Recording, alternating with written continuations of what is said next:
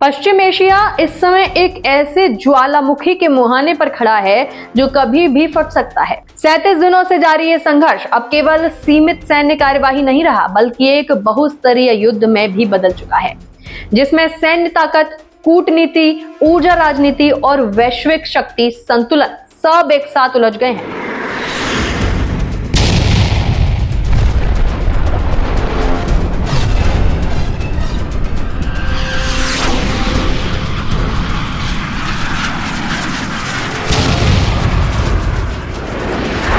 नमस्कार, मैं हूं आपके साथ अग्रिमा जादौन और आप देख रहे हैं रिपोर्टर मैडम। जहां एक तरफ ईरान अपनी क्षेत्रीय पकड़ और सुरक्षा को लेकर आक्रामक रुख में है, वहीं दूसरी ओर इजराइल अपनी सुरक्षा और अस्तित्व को सर्वोपरि मानते हुए लगातार जवाबी कार्यवाही कर रहा है। और इन दोनों के बीच निर्णायक भूमिका में खड़ा है संयुक्त राज्य अमेरिका, जो इस पूरे समीकरण को प्रभावित कर रहा है। सोमवार का दिन इस युद्ध में एक और खतरनाक मोड़ लेकर आया। इजराइल और अमेरिका द्वारा किए गए समन्वित हवाई हमलों ने ईरान के कई इलाकों को निशाना बनाया और इन हमलों में 25 से अधिक लोगों की मौत भी हो गई, जबकि बड़ी संख्या में लोग घायल हुए हैं। लेकिन इन आंकड़ों के पीछे छिपी कहानी कहीं ज्यादा दर्दनाक है, क्योंकि ये हमले केवल सैन्य ठिकानों पर सीमित नहीं रहे, बल्कि उनके आसपास के नागरिक इलाकों को भी प्रभावित कर दिया है। राजधानी तेहरान में हालात बेहद गंभीर हो गए हैं। पूरी रात शहर धमाकों की आवाज से गूंजता रहा। आसमान में उड़ते लड़ाकू विमान, मिसाइल इंटरसेप्शन की चमक और एंटी एयरक्राफ्ट गनों की आवाजों ने ऐसा माहौल बना दिया मानो पूरा शहर युद्ध के मैदान में बदल चुका हो। लोगों ने बताया कि रात भर नींद लेना तो दूर, घर से बाहर निकलने की हिम्मत तक नहीं हुई। सबसे संवेदनशील हमला शेरिफ यूनिवर्सिटी ऑफ टेक्नोलॉजी के पास हुआ, जहां एक जोरदार विस्फोट ने पूरे इलाके को हिलाकर रख दिया। यह स्थान केवल एक शैक्षणिक संस्थान नहीं, बल्कि ईरान के तकनीकी और वैज्ञानिक विकास का प्रतीक माना जाता है और इसीलिए यहाँ पर हमला भी किया गया है। इसके पास हमला होना एक रणनीतिक संकेत माना जा सकता है कि इस युद्ध में अब केवल सैन्य ठिकाने ही नहीं, बल्कि तकनीकी ढांचे भी निशाने पर आ सकते हैं। और इसी दौरान आजादी चौक के आसपास उठता काला धुआं पूरे शहर के लिए डर का प्रतीक बन गया। ये दृश्य केवल एक विस्फोट का परिणाम नहीं था, बल्कि ये उस अस्थिरता का संकेत था जो पूरे क्षेत्र में फैल चुकी है। इन हमलों के तुरंत बाद ईरान ने जवाबी कार्यवाही करते हुए इजराइल की और मिसाइलों की बौछार कर डाली। खासतौर पर उत्तरी इजराइल में उन इलाकों को निशाना बनाया गया जहां पर सायरन बजते ही लोग बंकरों में छिपने लगे। एयर डिफेंस सिस्टम लगातार सक्रिय रहा, लेकिन फिर भी कुछ मिसाइलें अपने लक्ष्य तक पहुंचने में सफल रहीं।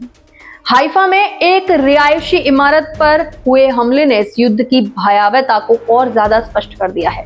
मलबे से 2 शव बरामद किए गए, जबकि 2 अन्य लोगों की तलाश जारी है। राहत और बचाव दल लगातार काम कर रहे हैं, लेकिन हमलों की वजह से हर ऑपरेशन जोखिम भरा हो गया है। इस पूरे संघर्ष के बीच एक और अहम मोर्चा खुला हुआ है और वो है कूटनीति वार्ता।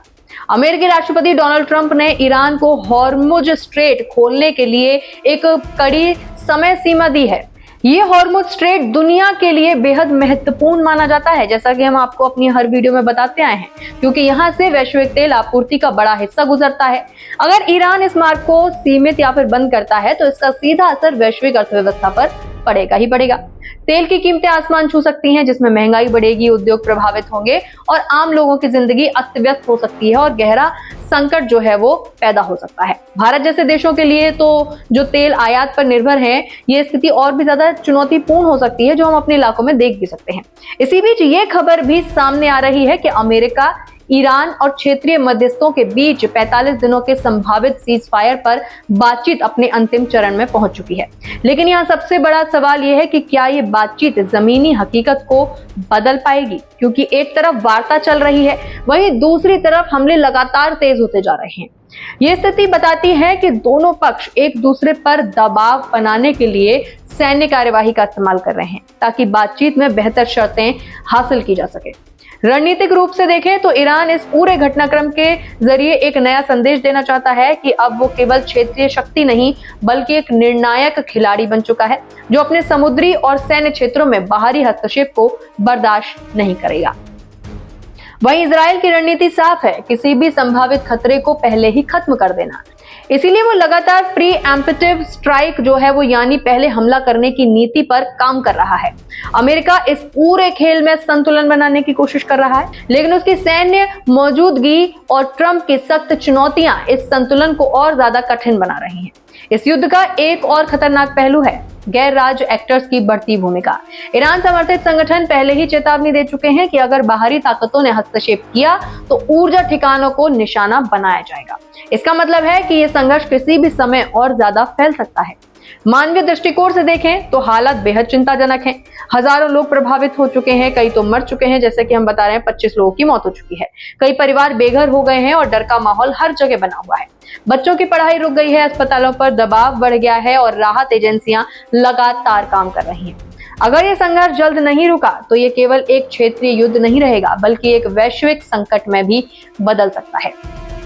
इसमें अन्य देश भी शामिल हो सकते हैं, जिससे हालात और ज्यादा बिगड़ सकते हैं। कुल मिलाकर अगर देखा जाए तो पश्चिम एशिया इस समय इतिहास के एक ऐसे मोड़ पर आकर खड़ा हो गया है जहां हर फैसला आने वाले दशकों को प्रभावित कर सकता है, सिर्फ 1-2 साल को नहीं। एक तरफ युद्ध की विनाशकारी ताकत है तो दूसरी तरफ शांति की नाजुक उम्मीद। अब दुनिया की नजरें इस बात पर टिकी हुई हैं कि क्या कूटनीति इस आग को बुझा पाएगी या फिर यह संघर्ष एक ऐसे तूफान में बदल जाएगा जिसे रोक पाना किसी के बस में नहीं होगा। इस पर आपकी क्या राय है, हमें कमेंट में जरूर बताइए और इसी के साथ बने रहिए रिपोर्टर मैडम के साथ।